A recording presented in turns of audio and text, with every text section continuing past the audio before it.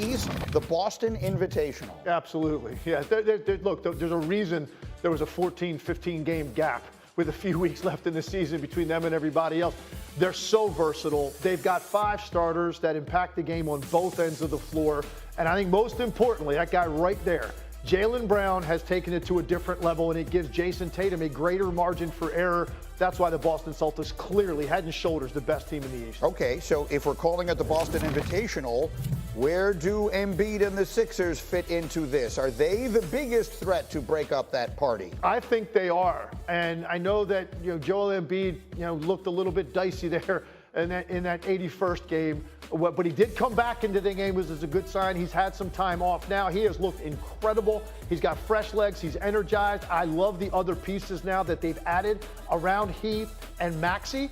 They've got role players now that I think are going to step up, and Maxey's unflappable. He will show up when they need him to. Nick Nurse said we should expect to see Embiid tomorrow night. Meanwhile, the Knicks are the 2 seed. How far can Jalen Brunson carry this team? Well, I think they're an interesting case because I think they are going to get Philly in the first round. And here's what's crazy. I don't think I've ever said this about a 2-7 matchup where both of those teams can either go home in the first round or go to the conference finals.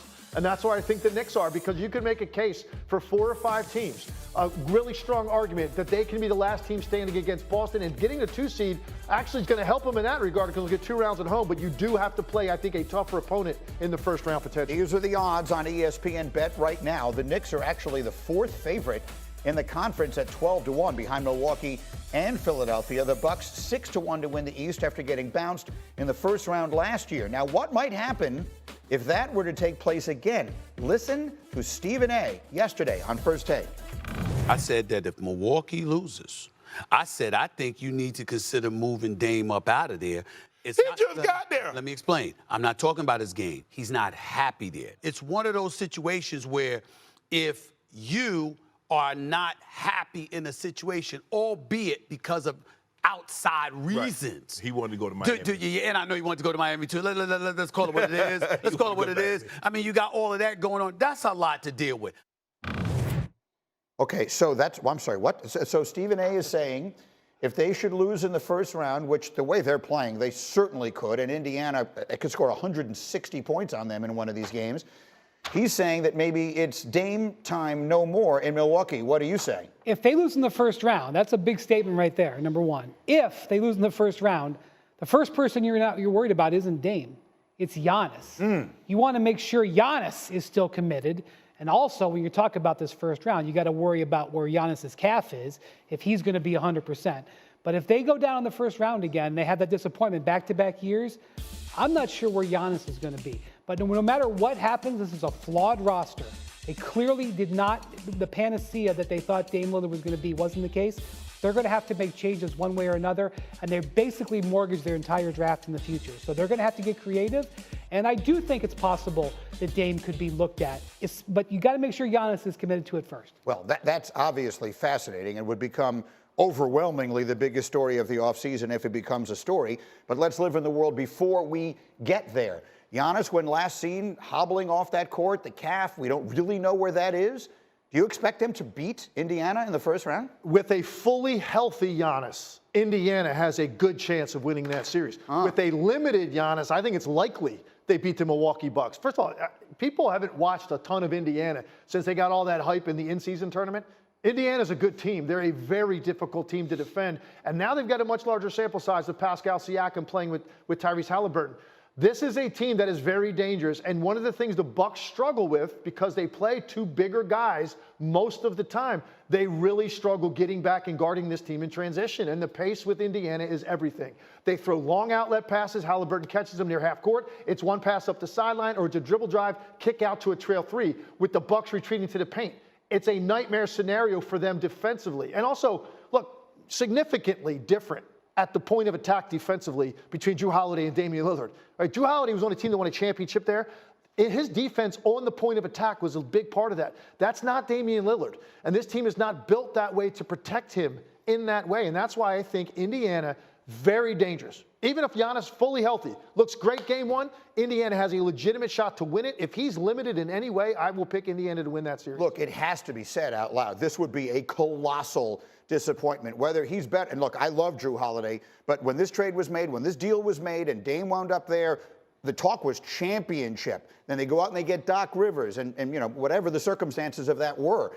I mean, this thing was put together to win. They get knocked out in the first round. Significant change feels like it should be coming. Yeah, but they might not get knocked out in the first round. I will say that Giannis averaged 42 points against the Pacers this year. Now, granted, those games were before they had Pascal Siakam. But Giannis could come back, feel good, have a great series, lead the Bucks into the second round, and they could get into a rhythm. But the bottom line, the Bucks have not defended all year. Even with Doc, they've improved this much, and they've fallen off offensively.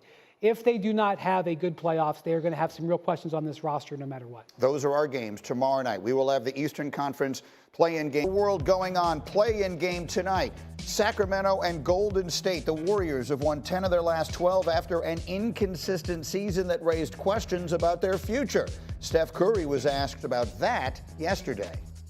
It'd be pretty obvious it'd be a disappointment if we're not in a playoff series and have an opportunity to compete at that level. You can make up whatever narrative that would bring up, but right now I think it would rob the opportunity we have this week and hopefully going into a playoff series to give ourselves a chance. And I think it's important that we stay in that mentality. Don't worry about anything else.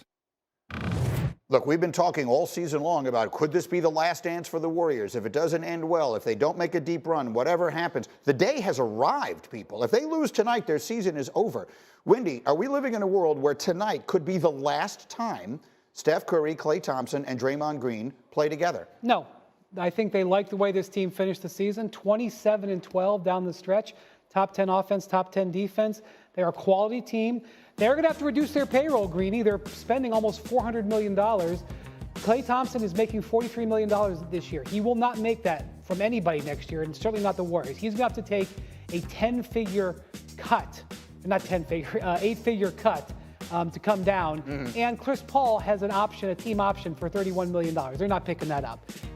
I'm not saying he wouldn't stay there, but they're not picking that up. So they're going to reduce their payroll by tens of millions of dollars, make some changes on the edges. But I think they bring Klay Thompson back. I think they like the way this team plays at the end of the season. As you see tonight, despite being on the road, they are a favorite. They did beat Sacramento in what was a really, really exciting first-round series last year. Do you expect them to win tonight? Do you expect when the playoffs themselves, not the play-in, but the playoffs begin next weekend for Golden State to be in them? I think you're going to have a hard time winning 2 straight road games to get in, and that's ultimately what it's going to take. And whether it's New Orleans or the Lakers going on the road, winning one of those 2 games, I think that's going to be just a tall order. I do think they take care of Sacramento, and I'm not saying that's a given either. Like, you're playing the Kings, a pretty good team in their building, right? And they're very good there. And you have 2 tough guys to guard. But I think they do a good job on Sabonis. They did a great job on him last year in the playoffs. I think Draymond Green does a really good job guarding him, and I think Steph Curry's the difference maker. I think they win a game. Winning 2 straight road games to find your way into the playoffs, I think it's a tall order, which means for the first time, really interesting conversations take place around this roster. I agree with Wendy, though. It's a lot easier said than done because you still have Steph Curry at a high level, like a championship caliber level. You now have to reload around him to stay relevant. You owe it to Steph Curry. How do you do that? By moving these pieces, these veteran guys. So I think the core comes back. They did finish on a high note, regardless of how this goes over the next 2 games. They bring the main core back, and then you've got to do some things to improve the edges of that roster and improve your rotation through 9. You can't help but think how closely bunched every team in this Western Conference playoff picture was, and think about all those games that Draymond Green missed. And you say to you, if he was there, would they be the 7-8 game now? Might they be the 6 seed right now? Instead, they're facing 2 straight elimination games on the road. We'll see what winds up happening. In the meantime,